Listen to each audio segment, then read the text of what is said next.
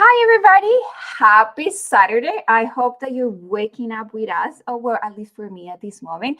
I'm Juliet Fajardo. I'm one of the co founders for Cherry on Tech. And for the month of February, we are doing a lot of job readiness events. So if you are from watching us from LinkedIn, YouTube, or AD Pilates, we are so excited to have you here today. Do not forget to put all your questions on the comments. We will go through those questions at the end. I have some questions that we are going to be asking between our guest speaker and me. But again, thank you so much for being here in a Saturday morning with us.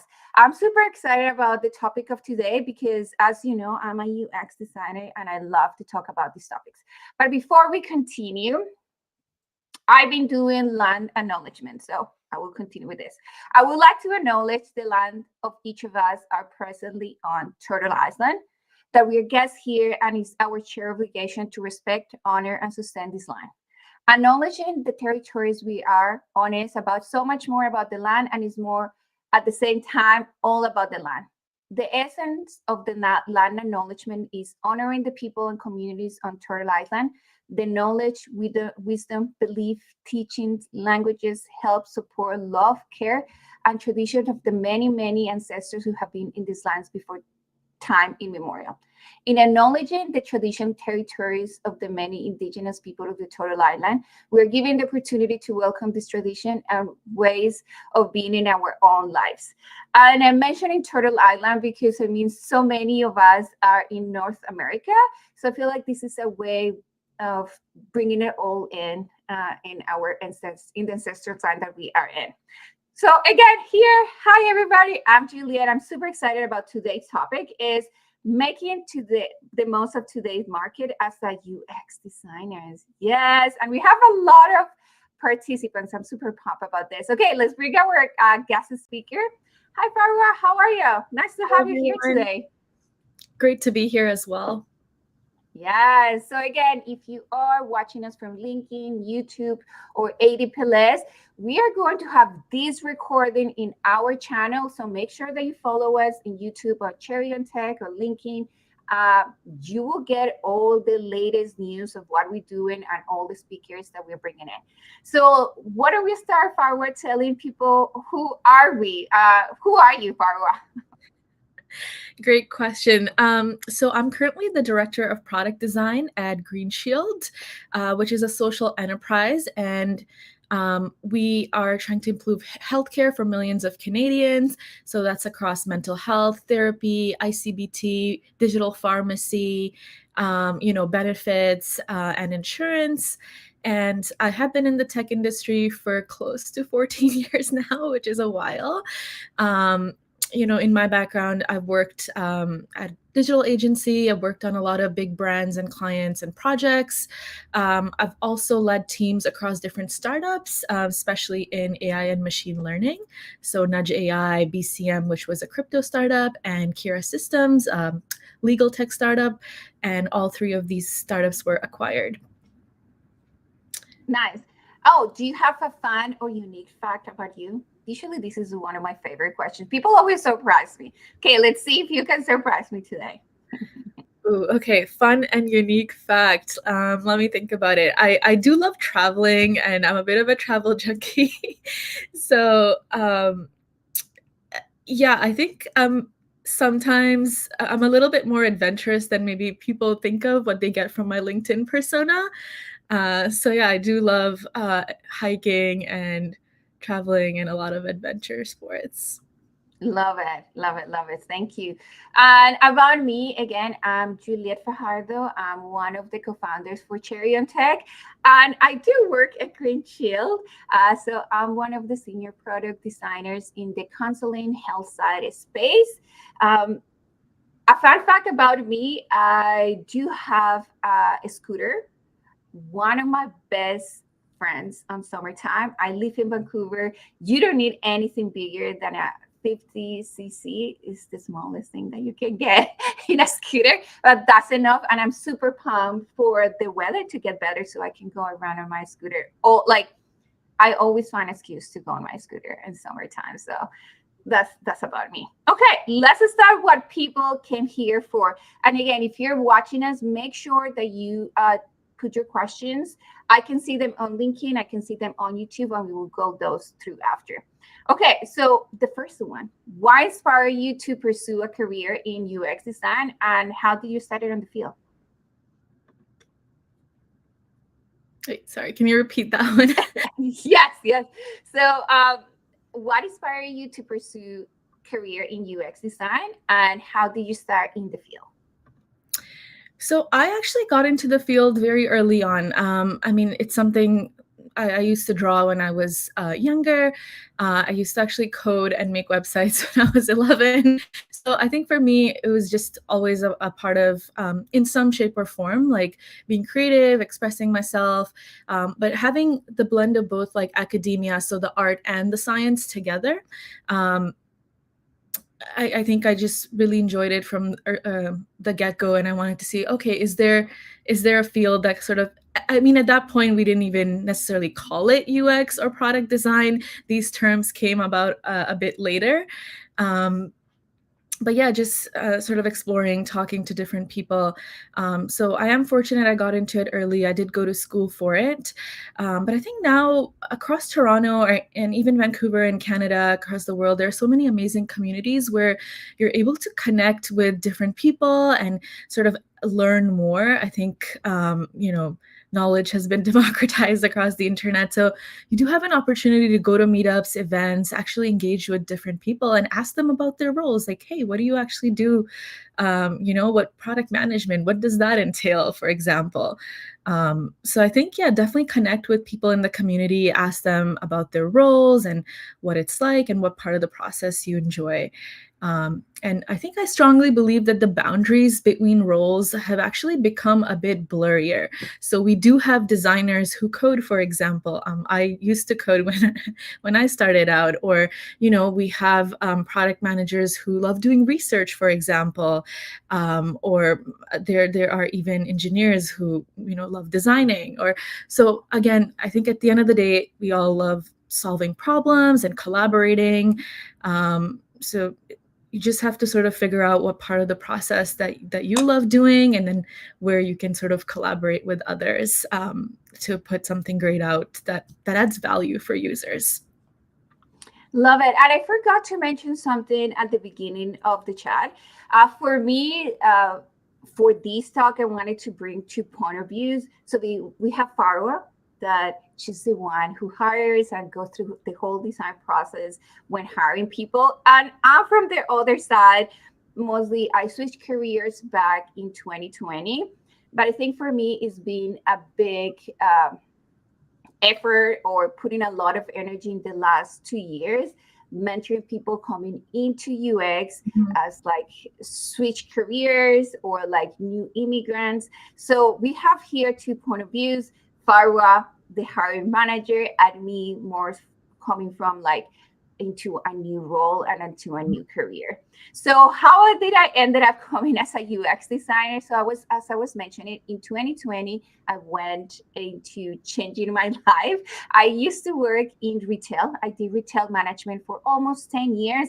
And something that I always was passionate about is making the employees, the people that I work with, excited about coming to work. And you think, oh, what is excited about coming to work in retail? A lot. And I feel like there is a lot of skills that you can bring from being in retail into UX, but more so about at that time is like how the people that I work with can take these skills and take it to the next level in their careers, whatever it is that they're going into. So for me, it's like, where can I find this kind of mixture of empowering people, growing in a space that it will keep moving and developing? I think for me that was really important.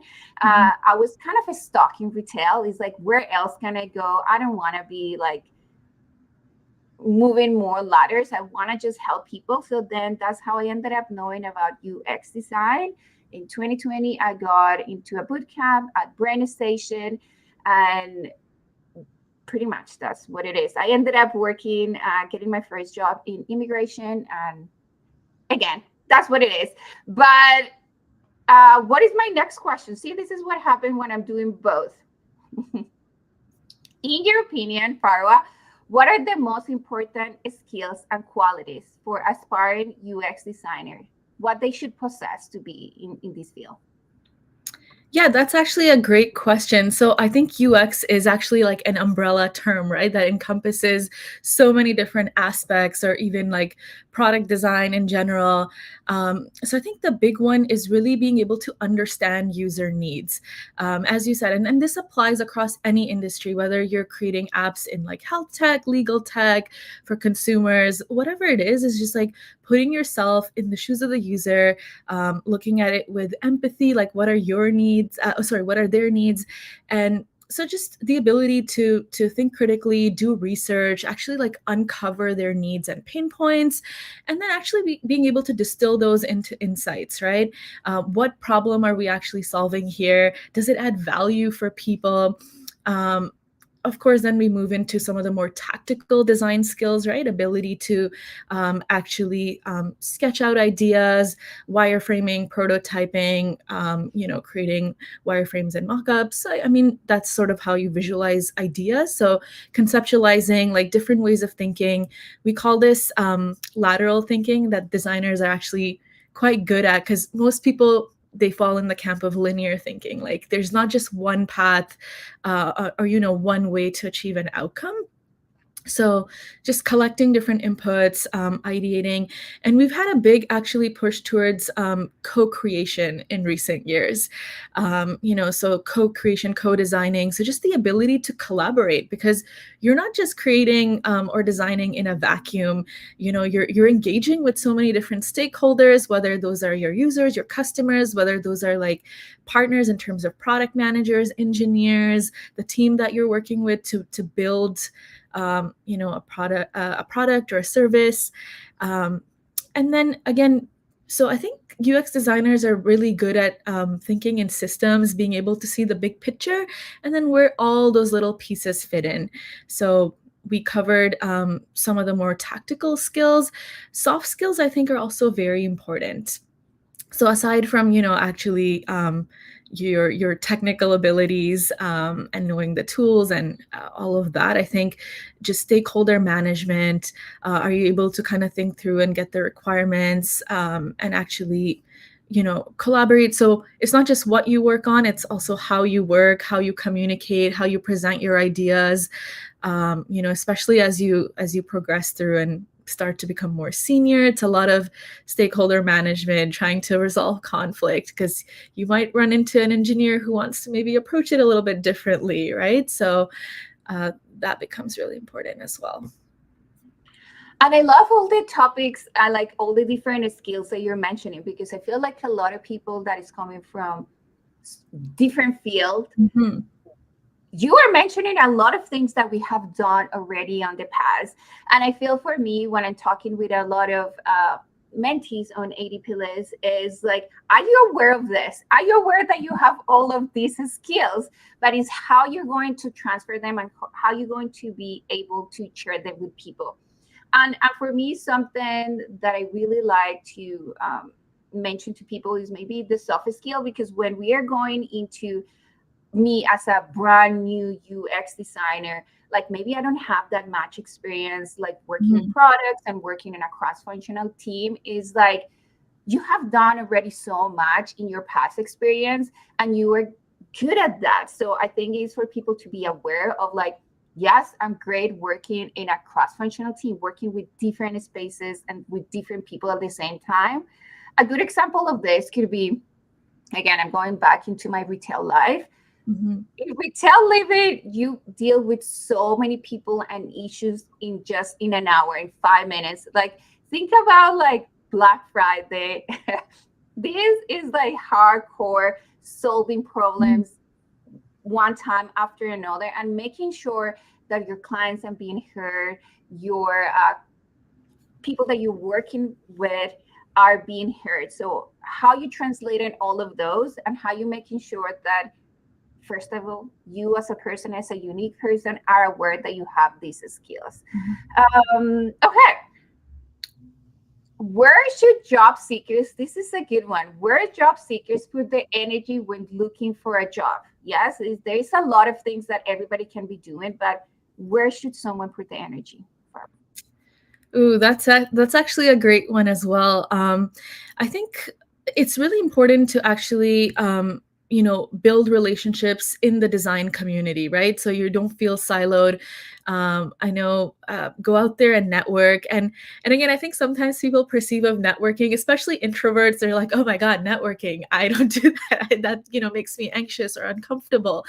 So I would maybe reframe that a bit from networking to say, like, connect and build relationships with people. It doesn't mean that, like, personally, I think if you go to an event and just saying hi to like 20 different people, that's not the goal. If you just even connect with one person and are able to have a good conversation with them for 30 minutes, I think that's success, instead of just, hey, saying hi and, you know, just very surface level with 20 different people and you don't even remember what this person does. So I think we have so many avenues to actually connect, and build relationships with people, because that really does help. There are so many roles that get posted within the communities. You hear about it through other people, and it always helps if you know somebody and you're coming through a referral. Right now they're just the sheer number of applicants we sometimes get, it is difficult, and our HR and recruiters are also going through that. So if you're able to actually build a personal connection with them, or somebody on the team, I think that goes a really long way in having someone just vouch for you and your work and just knowing who you are as a person. So Uh, yeah, no, go ahead. You have something else? yeah, the other one I was going to say is, yeah, invest some time into building your personal brand, right? So do have a website, a portfolio, so it's ready to go. If somebody asks, it's easy. You can just send a link. And if you are active in the community, then you will be top of mind, right? If somebody's seeing you post or actively asking questions in the Slack channels, maybe posting on LinkedIn, it shows that you're curious. And then when you do connect with people, so this one's important too. I think on LinkedIn sometimes I receive, or we all receive, like, random messages, and you're thinking, wait a minute, where did I meet this person? How do we know each other again? So like, I would encourage you to connect, but maybe just write a little short blurb like, oh hey, I saw your podcast, or I saw you at the speak at this meetup in Toronto. It was really great to meet you. So someone has a little bit of context of, like, how they met you, where you're coming from, or what your purpose is in reaching out to them, versus it being sort of a random connection, and then the receiver has no idea what context there is, so it's missing. But yeah, those I were. love that. Yeah. And I feel like I will say that I'm such a big believer of networking. It's a good way of like telling people who you are. I feel like sometimes Mhm. our resume cannot be that strong, our portfolio cannot be that strong, and it's not that we are not good designers. It could be that we are still working in that process of like storytelling, but sometimes we are so much better at telling people who we are when we are talking. And that's why I love this networking, because it's an easy entry to just meet a lot of people and put yourself out. Mhm. And as anyone new in a new space, you need to put yourself out and tell people who you are. That's like a big thing, is like, who are we? Like, where are we in the new space? So that's good while you go and talk to people. Another one that I love about networking is a good practice of your storytelling and how to tell who you are, what kind of skills that you bring to the table. You don't want to get into talking Mhm. about this just when you are into the interview process. You want to build this muscle of like telling who you are, stories, how you act, or how you thought about a process, not into the interview process, but before. So that's what I love about networking. And for me, when I ask where I tell people to put your energy in you. I feel like sometimes people come to me, it's like, oh, there is a lot of laid off. Oh, people is not talking to me. Oh, people is ghosting me. There's nothing, absolutely nothing that we can do about that. But if you concentrate in what you're doing in this moment, if you're doing the best of Mhm. your possibilities right now, that's the best what you can do. So You cannot say, oh, this portfolio is better than me, or they have more that experience than me. There is nothing that you can do about that. So for me, put the energy on you and the right now and the space that you are, and that will help you a lot instead of putting energy where there's no going anywhere. I love Um, so much. It's like you're always learning, you're always growing, right? Instead of sitting still, like invest time and energy into making yourself better, your skills stand out. So yeah, that's great. I love that. Yes. Okay. Oh, okay. How can individuals, I wrote these questions and I'm surprised about them. It's like, oh my goodness. How can individuals maintain hope and motivation in the face challenge of the current job market? This is, again, something that I just touched upon, but what would you say? How do we keep hope? Yeah, here's the thing though, like the industry and the economy, I was just talking to somebody about this, one of my mentees who just graduated, and we just had this conversation where, yeah, the industry and the economy is always in flux. It's changing, right? So just depending on timing, we go through waves. You know, some people who graduated in the 2008 financial crisis, they had a tough time. So you have to sort of detach and not take it so personally, because it's not necessarily a reflection of your particular skill set. Like it can be tough and it can be challenging. So rely on a support system, right? Talk to friends, etc. Like, and I think it can sometimes feel a bit demotivating when you've been trying and applying for a while, and you know you're not hearing things, hearing any callbacks. But I think yeah, mentally you have to put yourself in a calm space and just sort of take a look at the bigger picture. It's not just like what's happening right now in this moment. Right now there are people in the industry who are quite seasoned, been working for years or decades, very skilled, and even they've been laid off, right? So just figuring out like what do you have control over in the situation. I think it's a little bit of that, like not taking it as so personally or as a reflection of your self-worth, right? At the end of the day, it is just a job, like, and you have to just keep trying. And that's the other thing, like building resilience. So you keep trying, even if you get 10 rejections, doesn't matter. You keep trying. You get 100 rejections, you get back up and you keep trying. And that's the founder's mindset, right? Like no matter how many times, even in design, like let's say you try 99 ideas and they all get scrapped and nothing works out, but that 100th one will work out. So just getting back up and going. But definitely having a strong support system and being able to talk to people about it really helps at any level. Because everybody's going through something similar. It's not just you in isolation. Again, this is like across the board. I love that. And that support system is going to be the most powerful things at this moment. And I feel like at any moment in anyone's life, to have someone that supports you, to believe in you, and I say, let's keep moving up. Where do you want to go? Let's try to do this together. That's going to help you a lot.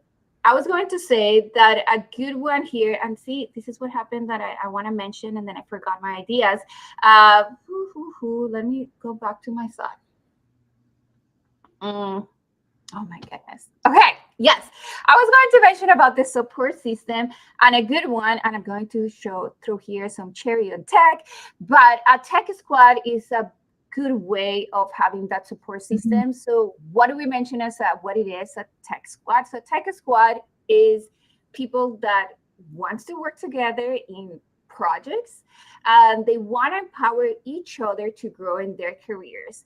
And that's the essence of Cherry on Tech. So we put tech squads together, people that want to empower each other and want to grow their skills. This is a good space for you to be on, because all of you, all the people in Tech Squad want to grow, want to improve. They want to challenge each other. So check out Cherry on Tech and what we do. This is a good space for that. Another one is, for me, when people come into mentorship and I ask them, hey, what have you been doing? And it's like, no, I've been doing for 6 months the same. So you've been doing for 6 months, you haven't the same thing and you haven't seen any change. So I feel like having someone from the outside and ask you those questions is like, oh, are you sending the same resume? Are you sending the same portfolio and nothing had happened? What about if we change it? What about if we do in a different route and try to do something different? So I feel like just going to someone that can see from the outside and see what you've been doing and say, okay, let's try something else and see how it goes. And as you were mentioning, Farwa, we have like 99 ideas. And the thing is, they're just trying one idea. They're just going with the same idea over and over. They don't try something else. So I feel for me, go and see someone, see what they see from the outside, and try something different. For me, that's a big, powerful one because I see a lot of people with the same. I don't know what you think about this. I think that's a great point actually, because even sometimes trying something different could be trying something different outside of design, like taking a break. I do know somebody who's very, very talented, had a little bit of a tough time, and they're taking a bit of a break and exploring a different interest, right? And even for myself, like I will admit, like when I first got into the industry, I remember this was more than a decade ago, but I didn't get my dream job right away. So I felt a little bit like disheartened after applying because I was very particular, like, okay, I really want to work for this company, but it wasn't working out because they didn't have any open roles. I thought, okay, let me do something different. Like, let me just teach French or like tutor people, and it just got me my mind off of this. It was still a great way to contribute and give back, and actually ended up meeting a freelance client through that, who connected me with my first big tech client, because it just happened to be in the same office. And so you never know where these connections are going to come from, where an opportunity can come from. Like, who would have thought like just teaching French would have led to signing like a software client and doing design work that way.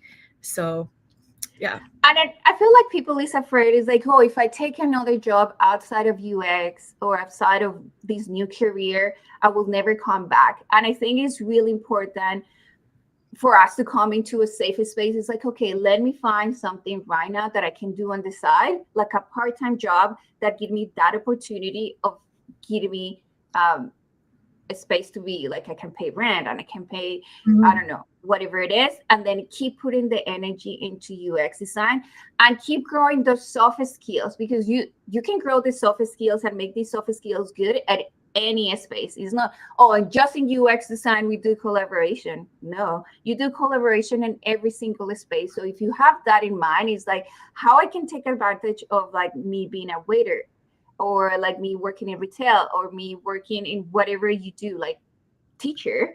How can I keep growing my skills as a UX designer here? And I feel like when you are a UX designer in any space, you're always thinking, oh, how I can do this better. Let's improve this process. Let's ask people what are they thinking, what they have done, and how we can improve this process. So you're already like moving your design thinking brain in any space. Mm-hmm. Again, all about storytelling and how you're telling people what you're doing and how you're using those skills. Okay, next one. And I will think I will throw this one for both of us, is like, what advice would you give to UX designers who are starting their careers and looking to land their first role? Looking to land their first role. Ooh, okay. Yeah, I think first role can be tricky, right? Because you're just like trying to understand. I think if you do have the opportunity through your program, like doing some kind of internship, or that really helps, like co-op or internship.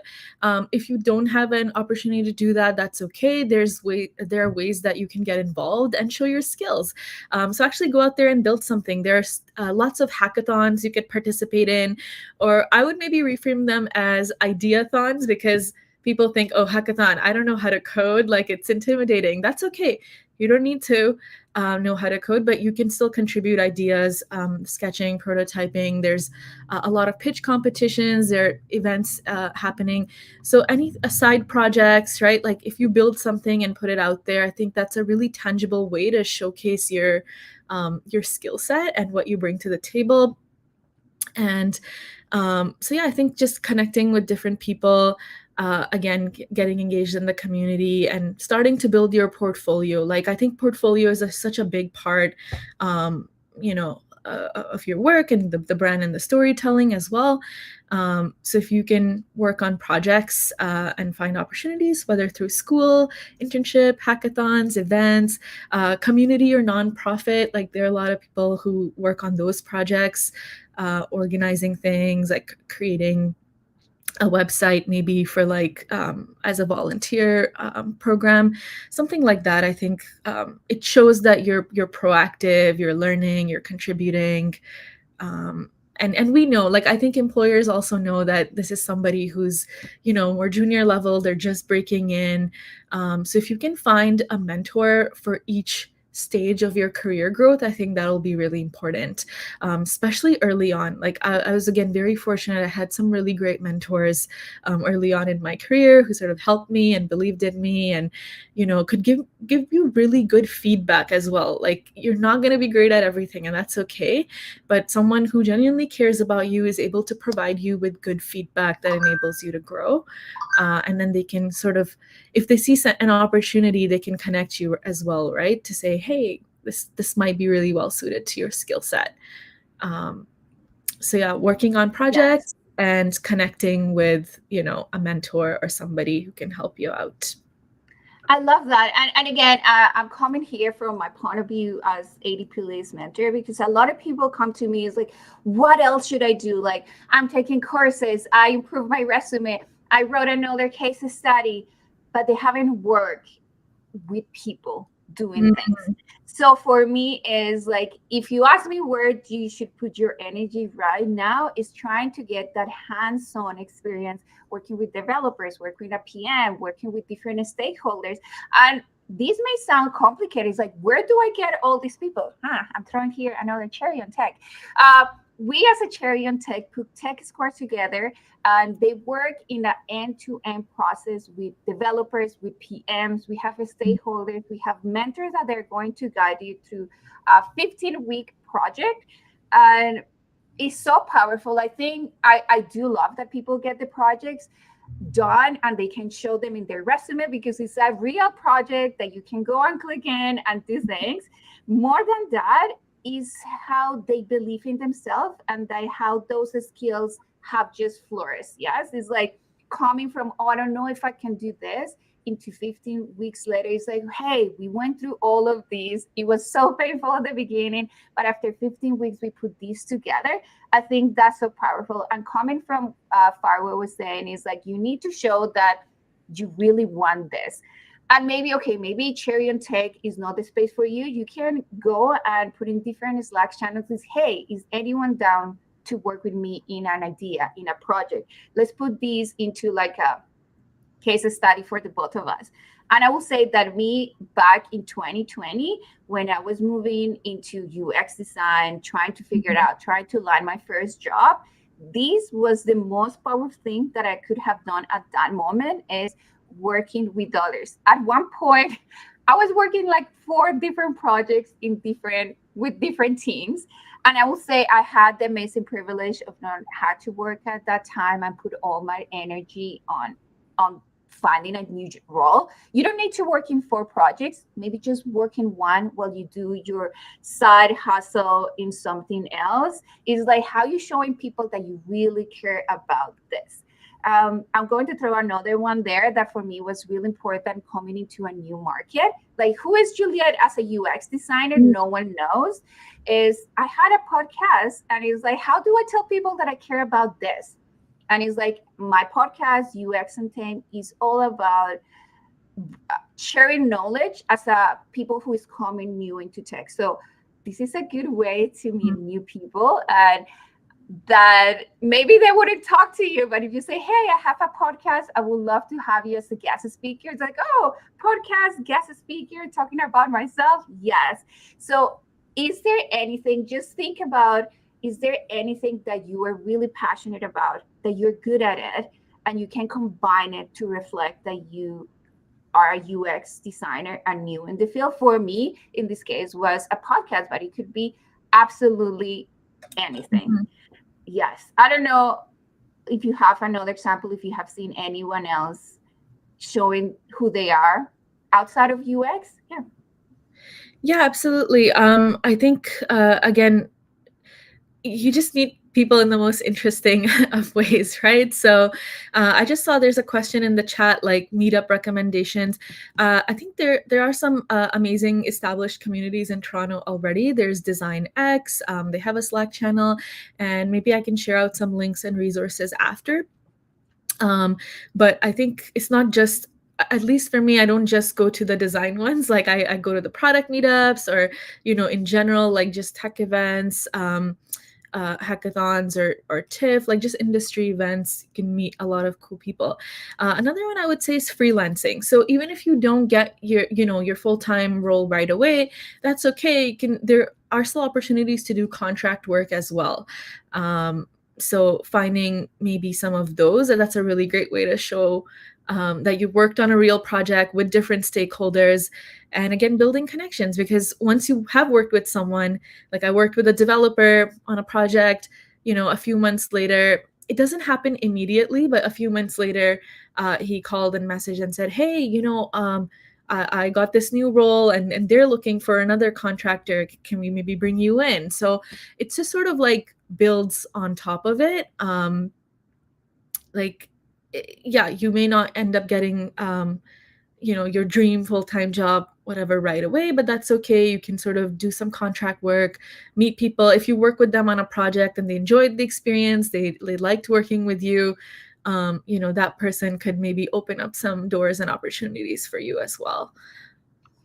I love that. Yeah, because I feel like if you are working with people and you're showing your best self every single time, you're willing to learn, you're willing to work in something together, they're going to see how good you are, and they're going to go somewhere else like, oh, I want to bring this person. I worked with them and they were so good. They will be such a valuable team player with us. So I love that. Okay, Farwa, as a hiring manager, what specific qualities or attributes do you look when evaluating candidates for UX design roles? Yeah, so I did touch on that a little bit. So I think the interview process differs depending on what organization it's at. When I was hiring at a startup, I was looking for more of a generalist, right? Like you can wear a lot of different hats, like because we're a small, scrappy startup, the person has to be able to sort of do a little bit of everything and, take the lead. Whereas I think hiring at a much bigger company, the role is very well defined. So for example, maybe at a bigger company, we may have a dedicated UX researcher and a dedicated designer. So it's split out a little bit, or whereas maybe at a startup, we don't even have a product manager. So you need somebody who can maybe lean in, or maybe I think it depends on the makeup of the team, which particular skills are actually present on the team, and what we could bring in to augment our team. And this doesn't mean that you're not amazing. Like there could be somebody who's an amazing designer, is just at that point in time, maybe someone else is just able to better augment on what's on our team. So just take that with a grain of salt. In general, though, yeah, we do I evaluate across like the technical skills. So for UX, that's like understanding user needs, like if they are able to do a bit of research, and then their technical skills around like how strong their design portfolio is, right? So thinking, how they think, like your process also matters a lot. How you approach a problem, how you sort of think through it, how you solution it, like different concepts. And then the other big one is like, yeah, the ability to work with engineers and product managers. So you're not just, hey, I designed something and here you go, here's a mock-up or a PDF. It's like working through the different constraints. How do you collaborate with developers? We ask these as part of the interview process. As somebody's walking us through their case study, like we'll pause and ask questions like, hey, where did the requirements come from? Like, can they deal with ambiguity? Were the requirements of the project very clearly defined, or were they able to actually, figure those out and work together to even define? Because in some cases at work, like a project may be really clearly defined where you know exactly what to do and you can run and do it. But there may be instances where there's a lot of ambiguity. And in that case, you need a designer who's able to draw out those insights and those requirements and put something together as well. So I think, yeah, collaboration.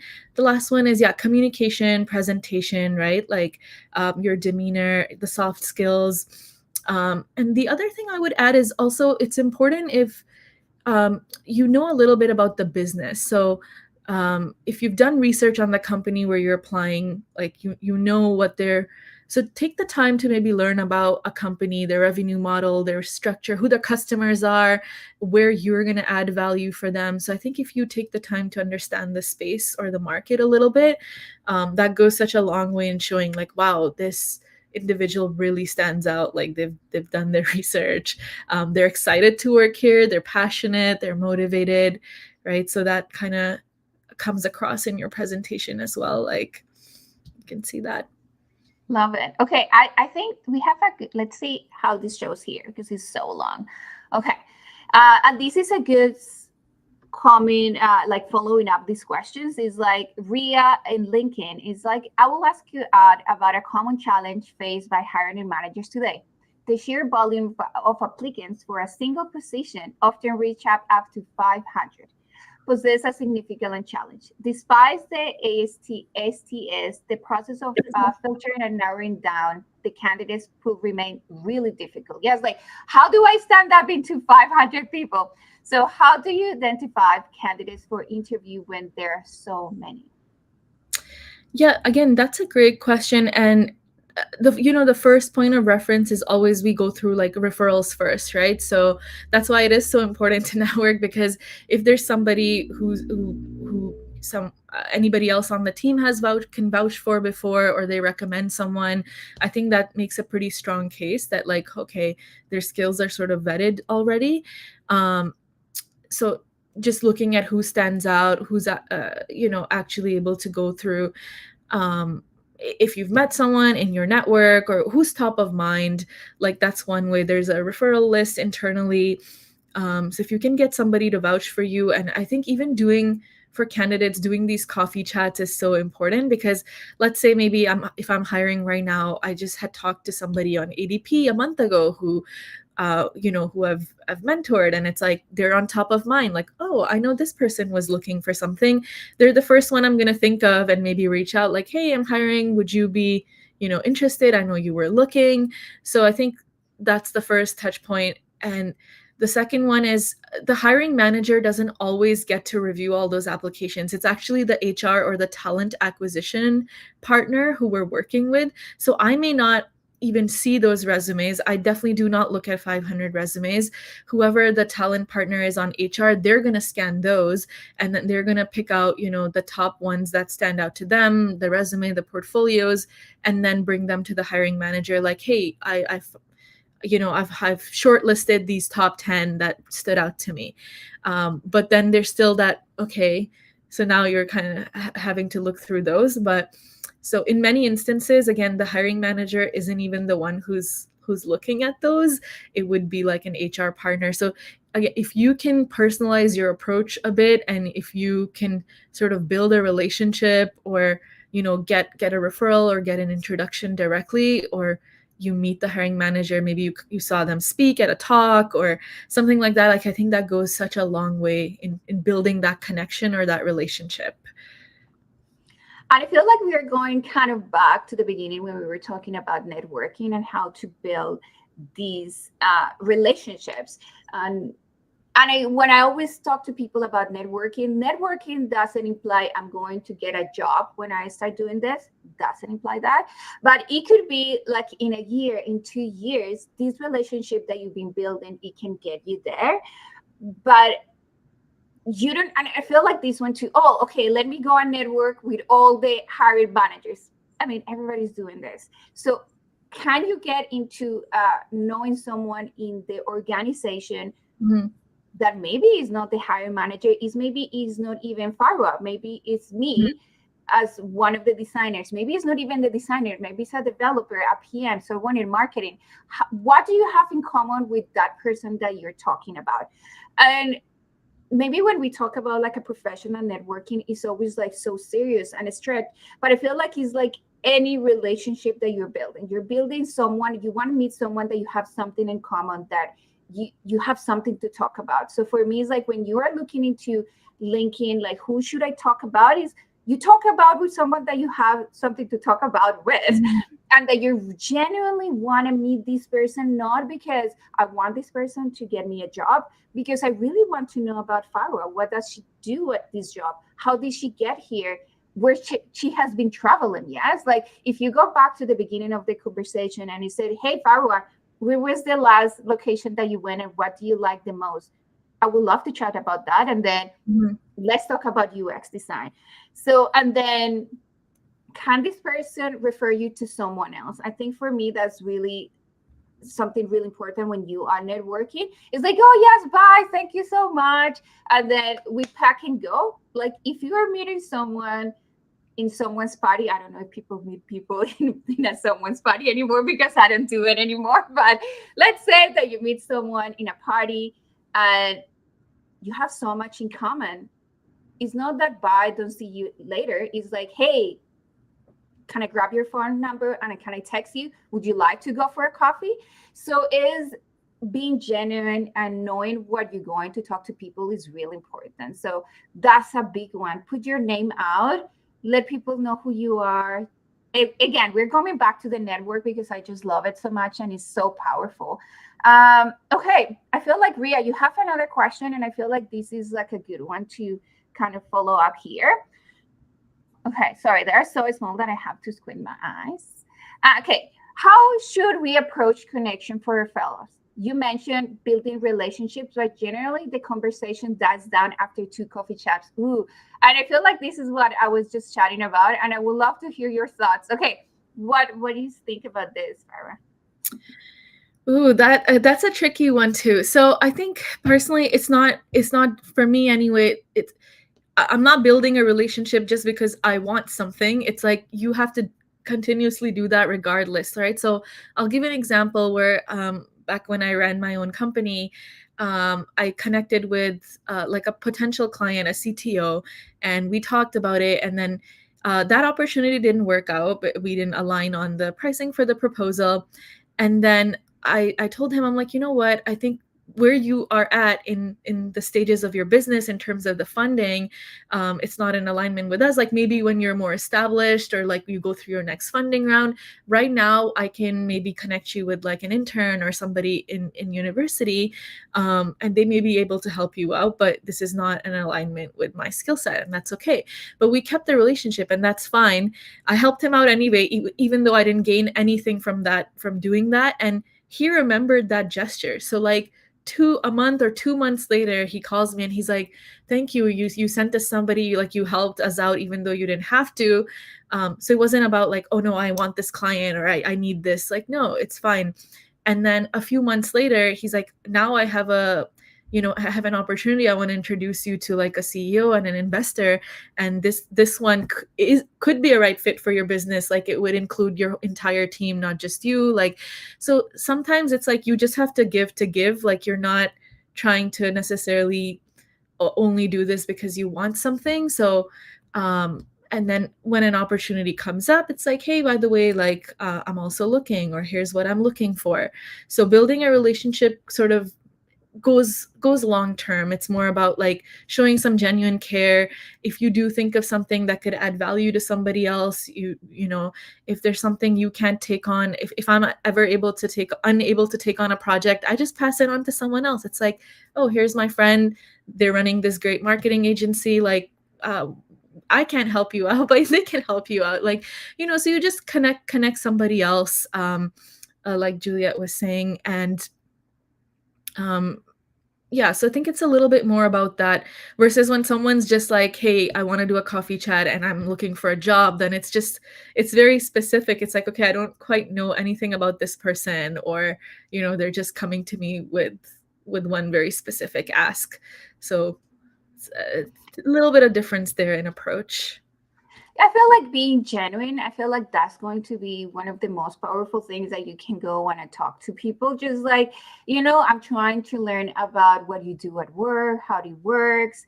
And I feel like maybe because we're in this space where everything is online, and for example, you connected with this person in LinkedIn, and a good way to follow up with the conversation is not maybe like having one-on-ones all the time, but maybe they publish something, they went to a speaker, or they, and then you say, hey, I love this, I love what you're doing, tell me more. Or next time is like, hey, I saw this role, I think interests you. So how can you build that community and that network? Doesn't mean that we have to be one-on-one every month talking about something.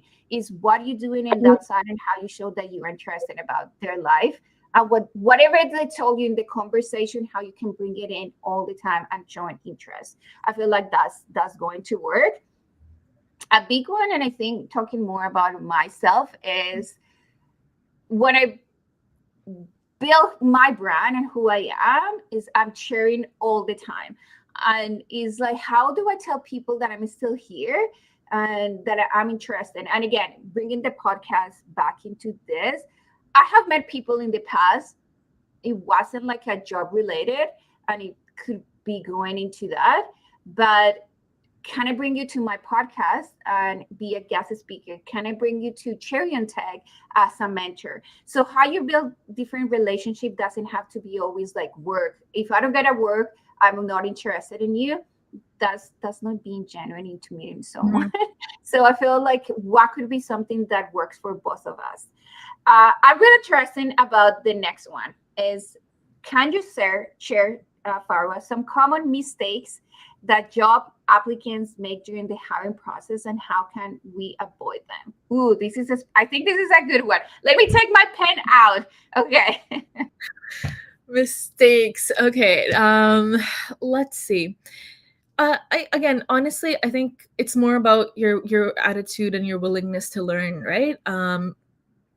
So I would maybe reframe that a little bit as, instead of necessarily saying it's a mistake, it's more like maybe it was just not the right fit, or not the right fit at that particular time, right? Like, so I don't think it's necessarily a failure. It's more like, what can you learn from that process, and then how can you do better? Like, um, so yeah, I think usually it's more about, um,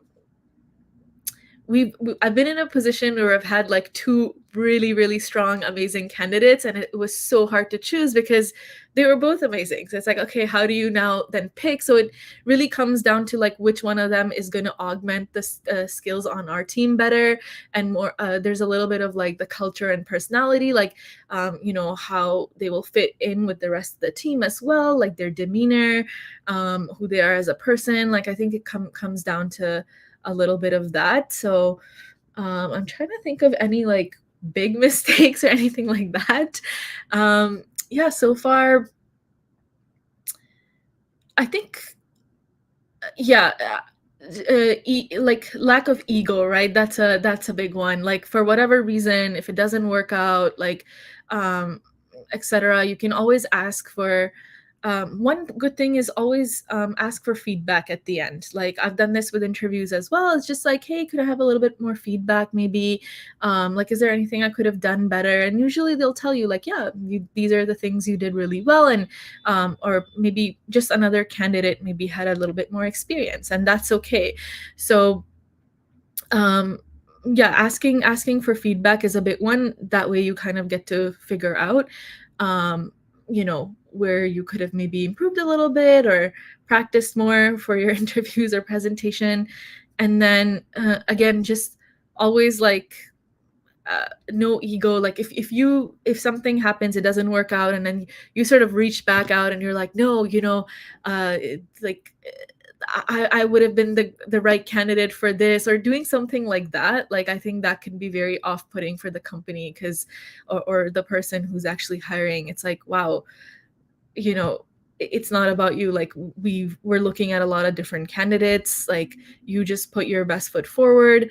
Follow up. I would say one mistake sometimes, it's again, reframing it, and I don't like to call it a mistake, but maybe something people overlook is following up.